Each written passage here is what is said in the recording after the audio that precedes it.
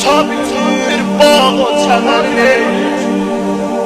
Bir dil ki düşüb dildən, qardaş sox əlini. Bax buna görə istəyəm səndən kəfən qardaş. Səndən kəfən istəydim, vallahi bəhanə idi. Səndən kəfən istəydim, vallahi bəhanə idi. Qəsdim səni görməkdir Zeynəb kəfənini. Sen zindigi naməm vəfa dünyasının o safidir. Sən mənimsən, mən sənin nazlı insafidir. Sen andolsun nənəm Zəhraya, qanlı gözlərlə mənə bir dəfə bolsun kafidir.